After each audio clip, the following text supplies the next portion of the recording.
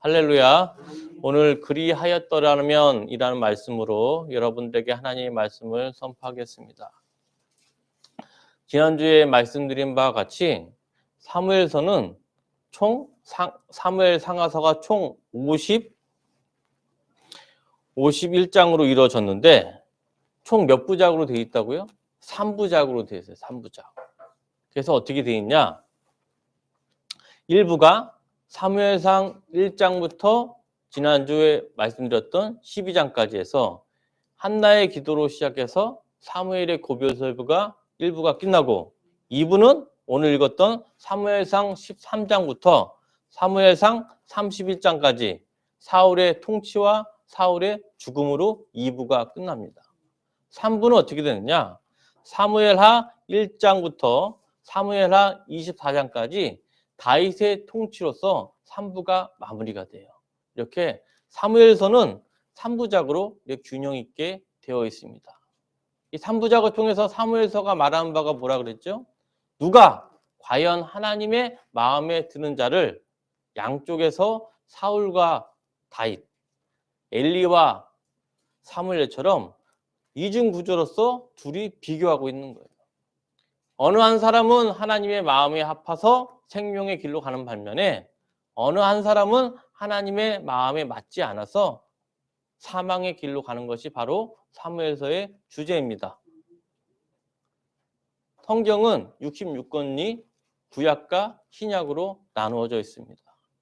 구약 39권, 신약 27권, 총 66권으로 나눠져 있는데 구약에서 하나님한테 가장 미움을 받은 사람이 누구냐?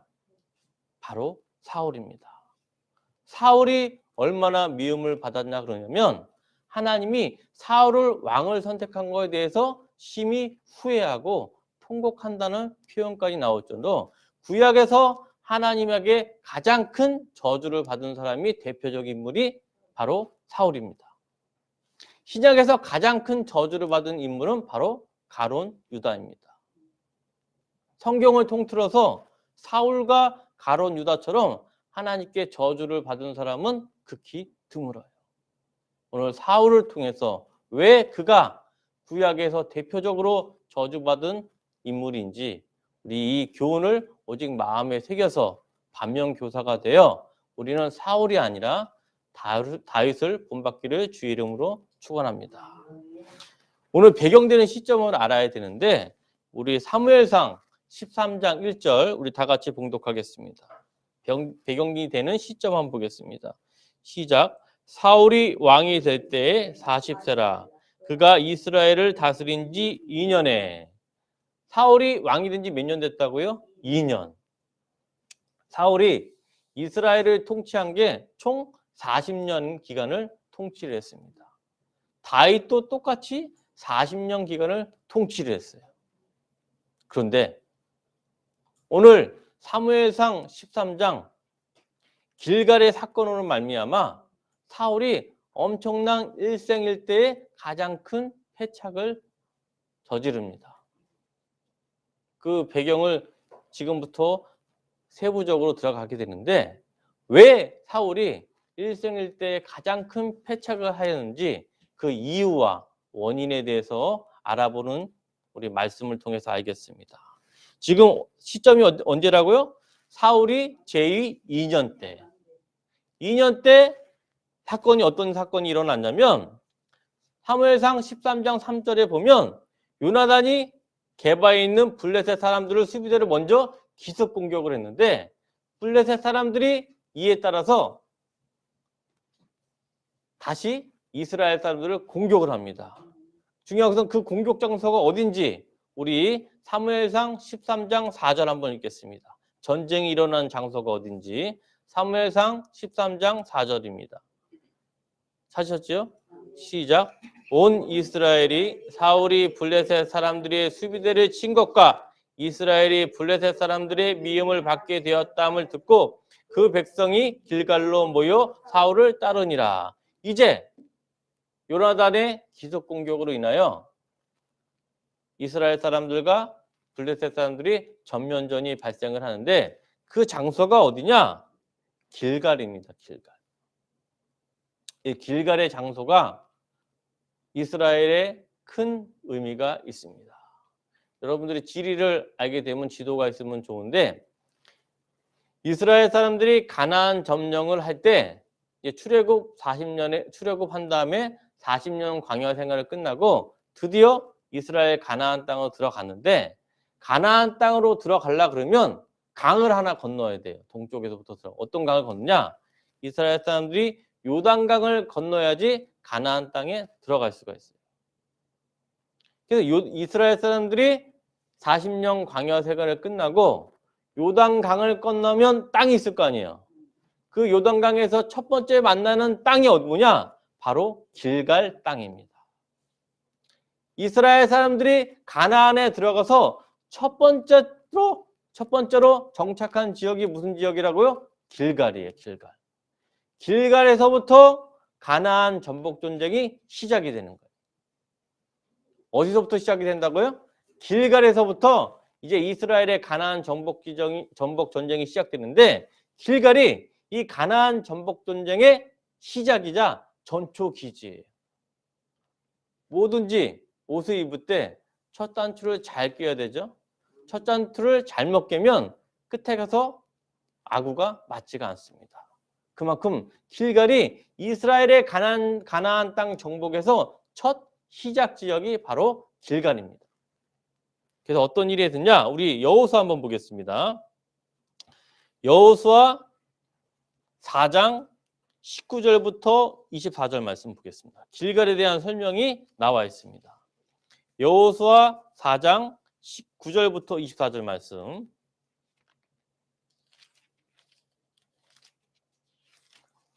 여호수아 4장 19절부터 24절 말씀. 찾으셨습니까? 우리 같이 봉독하겠습니다. 여호수아 4장 19절부터 24절 말씀입니다. 첫째 달 10일에 백성이 요단에서 올라와 여리고 동쪽 경계 길갈에 진침해 여호수아가 요단에게 가져온 그 12돌을 길갈에 세우고 이스라엘 자손들에게 말하여 이르되 후일에 너희의 자손들이 그들의 아버지에게 묻기를 이 돌들은 무슨 뜻이니까 하거든 너희는 너희의 자손들에게 알게 하여 이르기를 이스라엘이 마른 땅을 받고 이 요단을 건넜음이라. 너희의 하나님 여호와께서 요단물을 너희 앞에서 마르게 하사 너희를 건너게 하신 것이 너희의 하나님 여호와께서 우리 앞에 홍해를 말리시고 우리를 건너가게 하신가 같았으니 이는 땅의 모든 백성에게 여호와의 손이 강하신 것을 알게 하여 너희가 너희의 하나님 여호와를 항상 경외하게 하려 하심이라 하라. 이 여호와의 전초기지 길갈에 이스라엘의 사람들이 도착을 했을 때 어떻게 했느냐? 이스라엘 지파가 몇 지파죠? 12지파. 12지파만큼 돌을 12개를 모아서 기념을 하는 거예요. 너희가 이제 12개의 돌을 기념함으로써 너희가 이제 요단강을 건넜고 그 전에 홍해를 건넌 것처럼 여호와의 은혜로서 너희가 이 땅에 왔으니 여호와를 항상 경외하기 위해서 12개의 돌을 세워서 기념비를 세운 지역이 바로 길갈 지역입니다. 길갈 지역의 의미가 뭐라고요? 여호와를 항상 경외한다는 의미가 있어요. 그래서 길갈 지역을 생각할 때마다 이스라엘 백성들은 여호와를 항상 경외하는 지역이 바로 길갈이구나 를 의미를 생각할 수가 있는데, 그에 대한 여호와를 경외한다는 형식으로서 하나님께 예배를 드렸는데 어떻게 드렸느냐? 길갈에서 여호수아 5장 2절부터 3절 읽겠습니다. 여호와를 경외하는 상징이 12가지 돌인데 거기서 끝나는 게 아니고 이스라엘 사람들이 예배를 드려서 어떤 예배를 드렸냐 보겠습니다. 여호수아서 5장 2절에서 3절 말씀 찾으셨습니까? 시작. 그때 여호와께서 여호수아에게 이르시되 너는 부싯돌로 칼을 만들어 이스라엘 자손들에게 다시 할례를 행하라 하매 여호수아가 부싯돌로 칼을 만들어 할례산에서 이스라엘 자손들에게 할례를 행하니라. 이스라엘 백성들이 광야 생활 40년 기간에는 할례를 할 수 있을까요? 없을까요? 할례를 할 수 있는 여유가 없었어요. 왜? 정착을 하지 못하니까. 그래서 이스라엘 제2세대들이 가나안 땅에 들어간 제2세대들이 할례 받은 사람이 없어요. 그래서 길갈에서 뭘 했다? 이스라엘 전체 사람들이 할례를 받았어요. 할례는 뭐냐면 여호와의 율법을 몸에 새겨서 항상 여호와를 경외하기 위한 하나의 방법입니다. 할례가 무슨 의미가 있다고요? 여호와를 경외한다는 마음을 몸에 새기는 거예요. 할례를 통해서. 그래서 매일 할례를 통해서 여호와를 경외한다는 마음을 성인 남성은 무조건 알 수밖에 없어요. 그렇죠? 내 몸에 할례 상징이 있기 때문에. 또 무엇을 했느냐? 길갈에서 여호수아 5장 10절 한번 보겠습니다. 길갈에서 행했던 의식을 보겠습니다. 여호수아 5장 10절 말씀. 찾으셨습니까? 또 이스라엘 자손들이 길갈에 진쳤고 그달 14일 저녁에는 여리고 평지에서 유월절을 지켰으며 또 길갈에서 가나안 땅에 들어온 지 처음으로 하나님께 유월절을 지켰던 자가 바로 지역이 길갈입니다. 다시 말하면 길갈은 하나님의 율법과 은혜를 기억하여 이스라엘의 민족의 믿음의 순종을 상징하는 지역이 바로 무슨 지역이라고요? 길갈. 요약하면 하나님을 항상 경외하게 하려 하심이라는 목적으로 있었던 지역이 바로 길갈입니다. 길갈에서 시작이 좋았기 때문에 이스라엘 백성들이 가나안 땅을 정복할 수 있었습니다.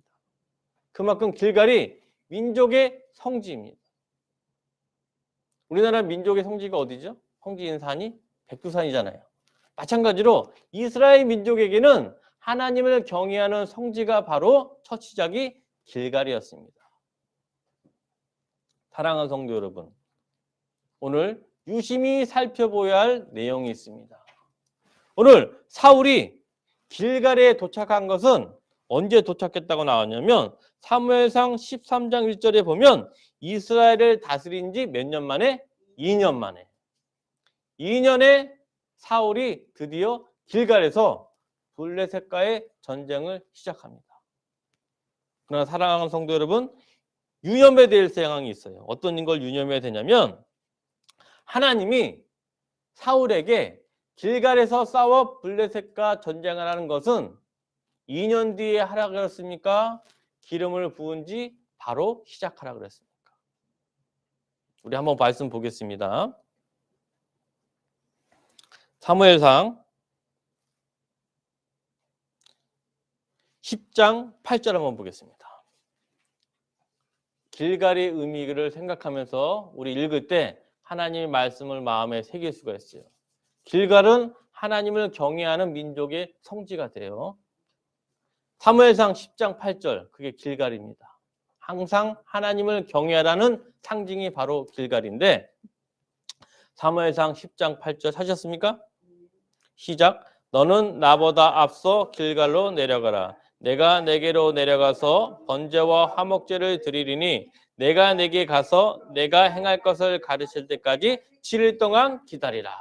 사울이 사무엘상 10장에서 사무엘에게 기름 부음을 받고 왕이 됐어요.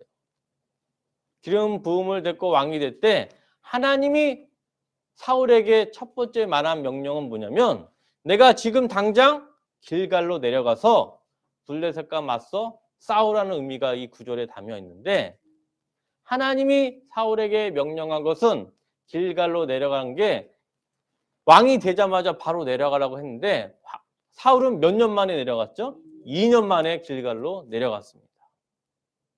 2년 동안 사울이 하나님이 내린 명령에 순종했습니까? 불순종했습니까? 불순종했어요. 2년 동안. 하나님이 너에게 반드시 10장 8절에 보면 길갈로 내려가서 블레셋과 맞서 싸우라고 명령을 했는데 미루다 2년 뒤에 사울이 길갈로 내려갔습니다. 마지못해서. 중요한 것은 하나님이 2년 동안 길갈로 내려가길 바랬을까요? 안 바랬을까요? 바랐어요. 길갈의 의미가 뭐라고요?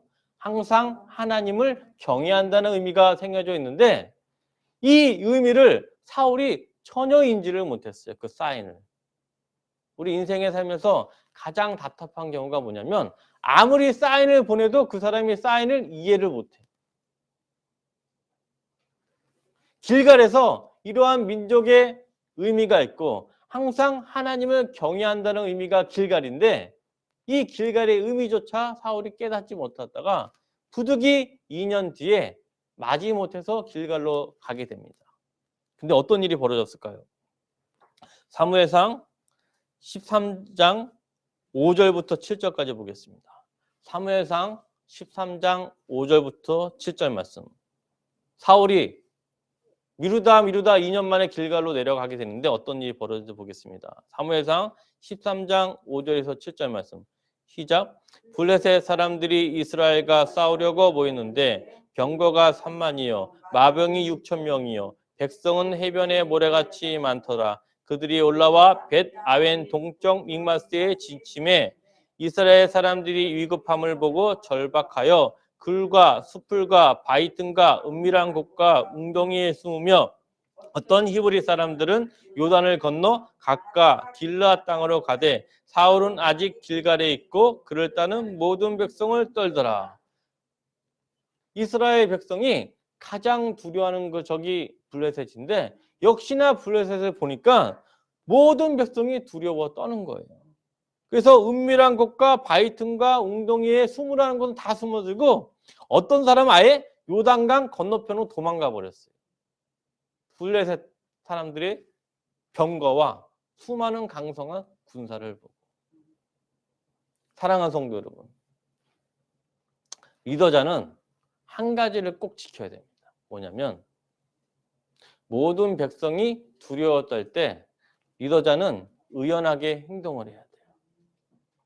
일반 백성과 리더자의 차이점은 뭐냐면 두려움을 용기로 바꿀 수 있는 자가 바로 리더자입니다. 사랑하는 성도 여러분, 리더자는 뭐라고요? 두려움을 용기로 바꿀 수 있는 자인데 그러한 비결이 있어요. 어떤 비결이 있냐? 우리 사무엘상 7장 9절에서 10절 말씀이 두려움을 용기로 바꿀 수 있는 방법이 명확히 제시되어 있습니다. 사무엘상 7장 9절에서 10절 말씀 보겠습니다. 거기에 정확히 나와 있습니다. 리더자가 어떻게 행동을 해야 되는지. 사무엘상 7장 9절에서 10절 말씀. 찾으셨습니까?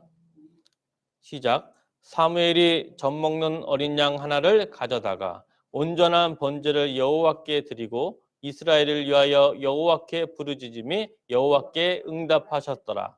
사무엘이 번제를 드릴 때 블레셋 사람이 이스라엘과 싸우려고 가까이 오매 그날에 여호와께서 블레셋 사람 내 큰 우레를 발하여 그들을 어지럽게 하시니 그들이 이스라엘 앞에서 패한지라. 동일하게 사무엘상 7장에서도 미스바에 모여서 블레셋 사람들과 전쟁을 할 때 이스라엘 모든 백성이 두려움에 떨었습니다.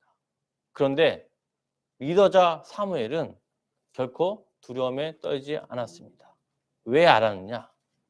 7장 9절에 보면 온전한 번제를 여호와께 드리고 이스라엘을 위하여 여호와께 부르짖음에 여호와께서 응답하셨더라. 사무엘은 알았어요. 아무리 두려운 일이 일어날지라도 온전한 번제를 드리면 여호와께서 응답해서 이 블레셋 적을 몰아치시리라는 것을 확신할 수 있었기 때문에 사무엘 리더자는 두려워하지 않았어요. 사랑하는 성도 여러분, 똑같은 상황입니다. 사무엘상 7장에 나온 블레셋과의 전쟁하고 사무엘상 13장에 나온 블레셋과의 전쟁 역시 모든 백성들이 다 블레셋을 볼 때마다 두려워 떨었습니다. 그러나 모든 사람이 두려워 떨지라도 리더자만은 두려워 떨지 말아야 돼요. 왜 그럴까요? 온전한 번제를 통해서 여호와께 부르짖으면 여호와께서 응답하신다는 원리를 확실하게 알고 있으면 두려움을 용기로 바꿀 수가 있습니다. 사무엘상 전체 여호와께 응답받는 비결은 사무엘상 7장 9절이 핵심입니다. 뭐라고요?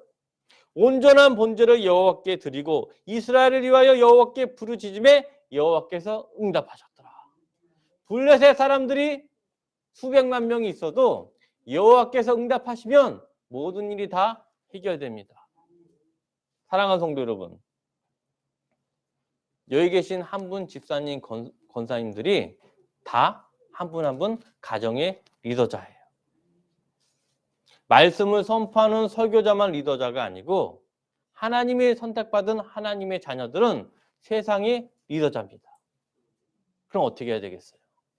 온전한 번제를 드릴 때, 온전한 예배를 드릴 때 여호와께서 기도를 들으시고 응답하시는다는 믿음이 있으면 여러분 한 사람이 여러분 가족을 다 두려움에서 용기로 바꿀 수 있고, 여러분 한 사람이 학교를 가든 사회를 가든 모든 두려움에 떨던 사람들을 두려움에서 용기로 바꿀 수 있습니다.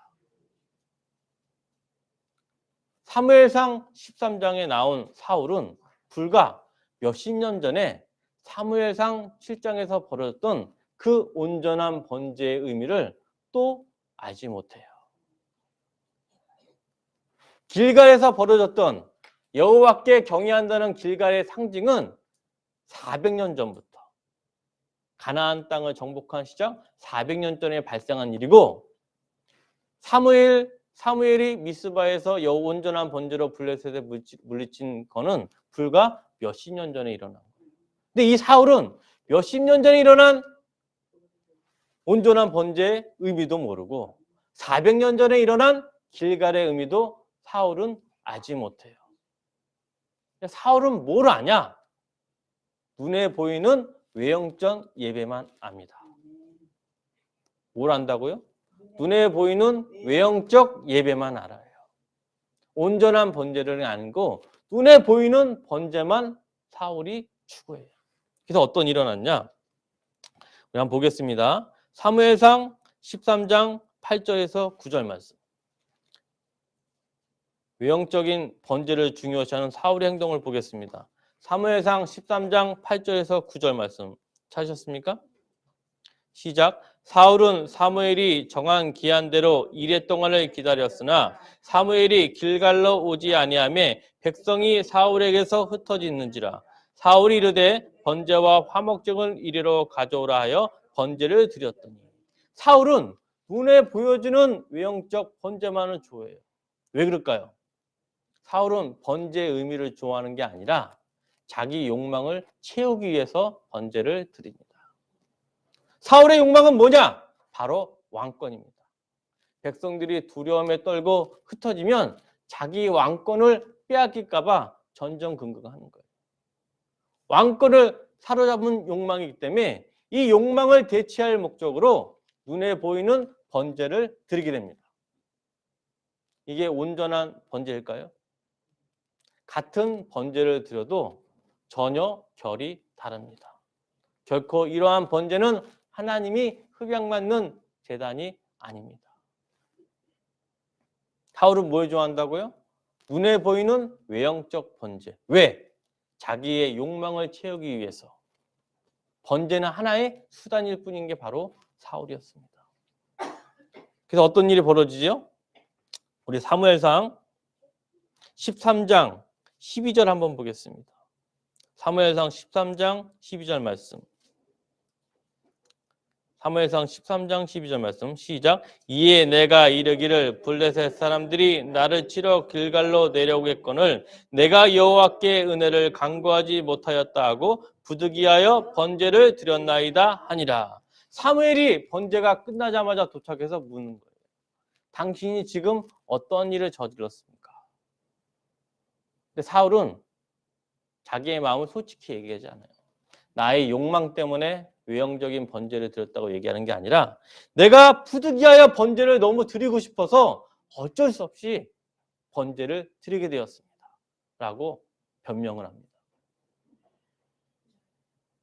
외형적 번제를 추구하는 사람은 결국은 뭘 맞추기 위해서? 자기의 욕망을 맞추기 위해서 번제를 이용하는 것뿐인데 말을 할 때는 가장 믿음 있는 것처럼 얘기해요.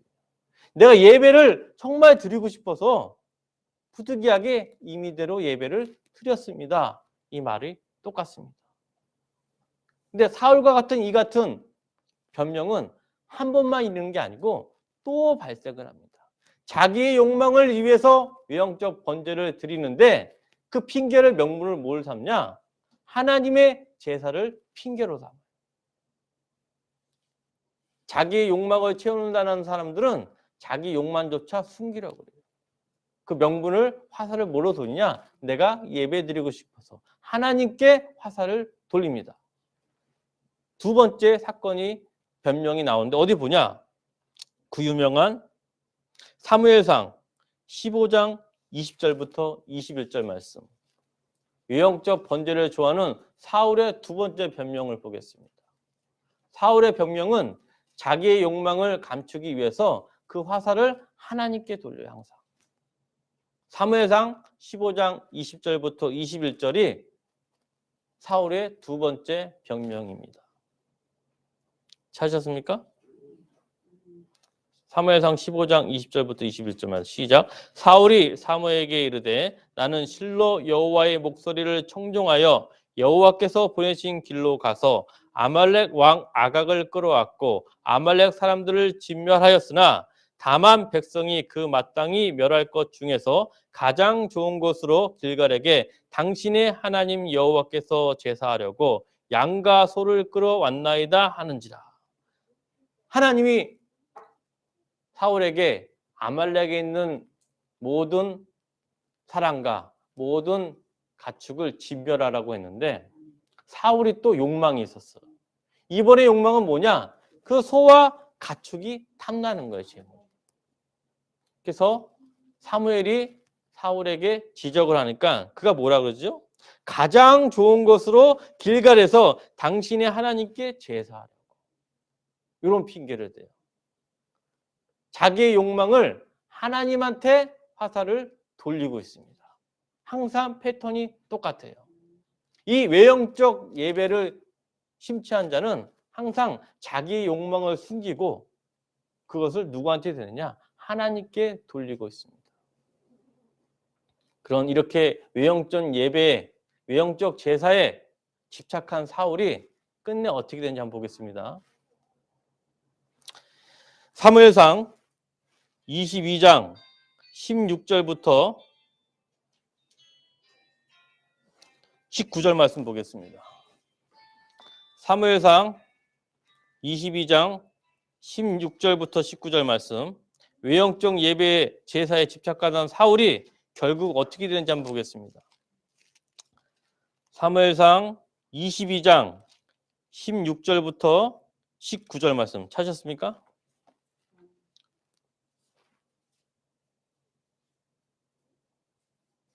사무엘상 22장 16절부터 19절 말씀 우리 다 같이 봉독하겠습니다. 시작. 왕이 이르되 아히멜렉아 내가 반드시 죽을 것이요 너와 내 아비의 온 집도 그러하리라 하고 왕이 좌우에 호위병에게 이르되 돌아가서 여호와의 제사장들을 죽이라.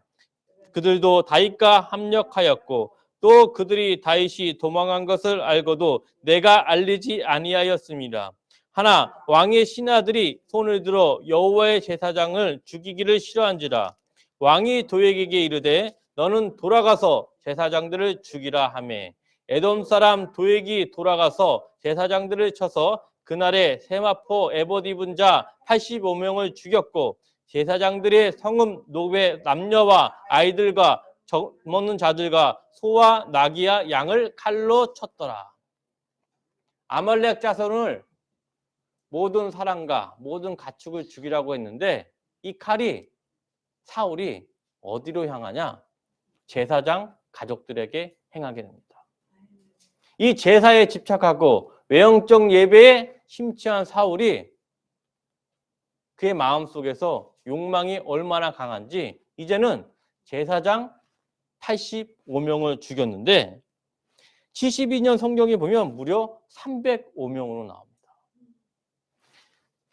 어른들만 기준으로 할 때 85명이고 어린아이, 종, 여자까지 다 죽여서 305명, 무려 305명에 달하는 제사장 백성들을 사울이 다 죽여버렸어요. 이건 무엇을 의미하느냐? 하나님께 변명했던 여호와의 제사는 그가 하나님을 위해 드리는 게 아니고 자기 욕망을 위해 드렸던 것을 나타내고 있습니다. 굉장한 아이러니입니다. 여호와의 제사를 지키기 위해서 그렇게 자기 임의대로 제사를 드리고 여호와의 제사를 지키기 위해서 아말렉의 소와 가축을 횡령했던 사울이 여호와의 제사를 수행하는 제사장 85명, 70인 성경에는 305명이 나온 제사장의 가족들을 다 죽여버렸습니다. 사랑하는 성도 여러분, 이런 배경을 알았을 때 길갈의 의미가 뭐라고요? 항상 하나님을 경외한다는 의미가 있는데 경외하기는커녕 사울은 오히려 하나님의 적이 되었습니다. 언제부터 시작이었다고요? 적이 된 게 오늘 나왔던 제위 2년 때가 아니고 처음부터 사울은 하나님에 대한 순종한다는 마음이 전혀 없었습니다.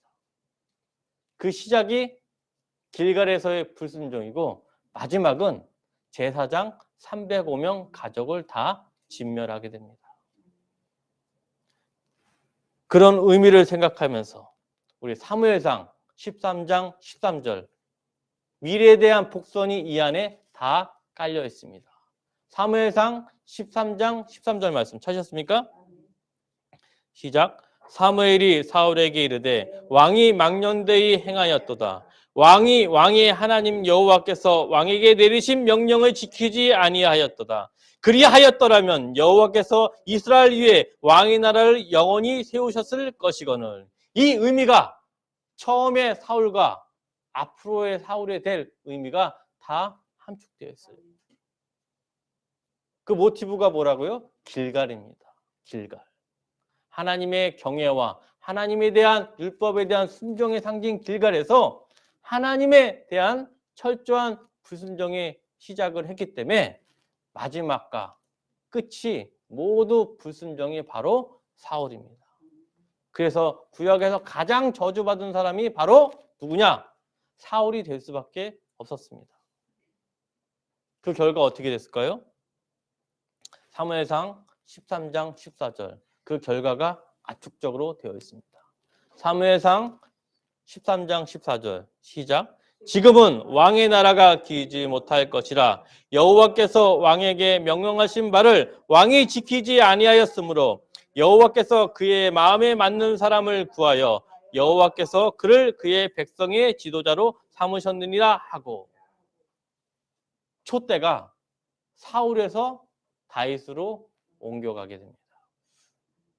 원래 하나님의 계획은 사울이 하나님께 순종하였으면 그의 나라가 영원하기를 계획을 하셨는데 그 축복의 촛대가 사울에서 벗어나게 됩니다. 사무엘상 13장 13절에서 13장 14절 말씀이 사울의 처음과 마지막에 대한 압축적으로 되어 있습니다. 왜 그랬을까요? 사울은 처음부터 마지막까지 다 불순종, 모두가 불순종이었습니다.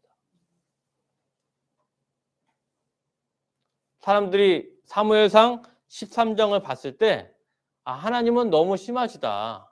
한 번 실수한 거를 바로 2년 만에 왕 된 지 제2년 초기 시절의 왕권을 바로 빼앗긴다. 하나님은 너무하신다고 생각하고 있는데 사무엘서가 말하고 있는 바를 보면 처음부터 끝까지 사울은 하나님의 불순종의 원흉이기 때문에 어쩔 수가 없었습니다. 사울의 제위 기간이 몇 년이라고요? 총 40년인데 2년째 이미 왕위가 찬탈됐어요. 하나님한테. 나머지 38년은 사람들 보기에는 왕이 되어 있지만 하나님 보기에는 이미 왕이 아닙니다. 하나님의 심판은 바로 임하는 게 아니고 차츰차츰 저주가 내립니다. 이게 더 무서워요.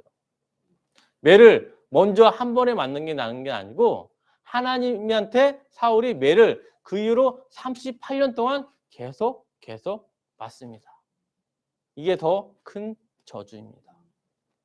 사랑하는 성도 여러분, 우리가 하나님한테 구원을 받았지만 우리는 이미 구원을 받는 순간 과거의 죄와 현재의 죄와 미래의 죄가 모두 다 용서를 받았습니다. 그러나 사울처럼 하나님께 돌아오지 않으면 이 성화의 올바른 열매의 촛대가 다른 사람에게 옮겨질 수가 있어요. 이게 구약에서만 나오는 게 아닙니다. 신약에서도 예수님이 말씀하십니다. 우리 볼까요? 축복의 촛대가 어떻게 옮겨지는지 계시록 2장 5절 보겠습니다.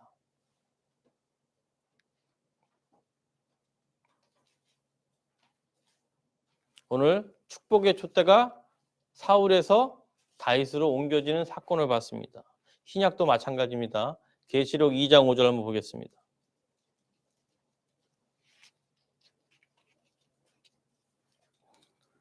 찾으셨습니까? 시작. 그러므로 어디서 떨어진 것을 생각하고 회개하여 처음 행위를 가지라. 만일 그리하지 아니하고 회개하지 아니하면 내가 내게 가서 내 촛대를 그 자리에서 옮기리라. 계시록 2장 5절에 보면 색깔이 무슨 색으로 되어 있죠? 빨간색. 빨간색은 예수님이 직접 한 말이에요. 예수님이 에베소 교회를 통해서 말하는데 너희들이 지금까지 하나님께 은혜를 받으면서 처음 행위에서 벗어나서 궤도에서 벗어나 회개하지 않으면 이 촛대가 다른 데로 옮긴다라고 경고를 하고 있어요. 우리가 인생에 살면서 가장 중요한 번은 물론 구원입니다. 칭의를 통해서 구원을 받지만 더욱더 중요한 것은 뭐냐? 칭의를 받았던 축복의 촛대가 옮겨지지 않도록 날마다 말씀과 기도로 거룩해져야 됩니다. 이 말씀을 기억을 해야 돼요. 이 말씀을 기억하지 않으면 외형적 예배에 집착하게 되고 나중에는 어떻게 되느냐? 외형적 예배에 집착할 결과는 여호와의 제사장 85명을 다 죽일 수도 있어요. 사랑하는 성도 여러분, 우리가 사무엘상 7장 9절처럼 온전한 예배를 드리는 것은 눈에 보이는 것을 추구하는 게 아닙니다. 우리 눈에 보이는 대표적인 신약에서도 인물이 나오는데 한번 보겠습니다. 마태복음 12장 38절부터 39절 한번 보겠습니다. 눈에 보이는 예배를 추구했던 대표자들이 나옵니다. 마태복음 12장 38절부터 39절 말씀. 똑같이 구약 사울처럼 눈에 보이는 예배를 추구했던 대표적인 인물들이 나옵니다. 찾으셨습니까? 마태복음 12장 38절부터 39절 말씀. 찾으셨죠? 시작. 그때 서기관과 바리새인 중 몇 사람이 말하되 선생님이여 우리에게 표적 보여주기를 원하나이다. 예수께서 대답하여 이르시되 악하고 음란한 세대가 표적을 구하나 선지자 요나의 표적밖에는 보일 표적이 없느니라. 예수님께서 또 경고를 하는 거예요.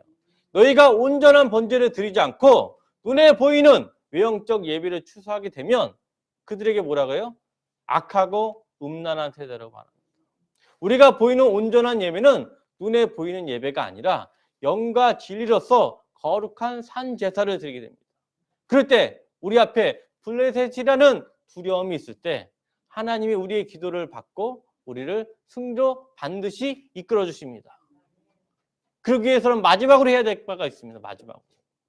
구원에서 받는 거에서 끝나는 게 아니라 우리가 마음속에 새겨야 돼. 그래야지 우리가 사울처럼 축복의 촛대가 옮겨 가지고 가지 않을 수가 있어요.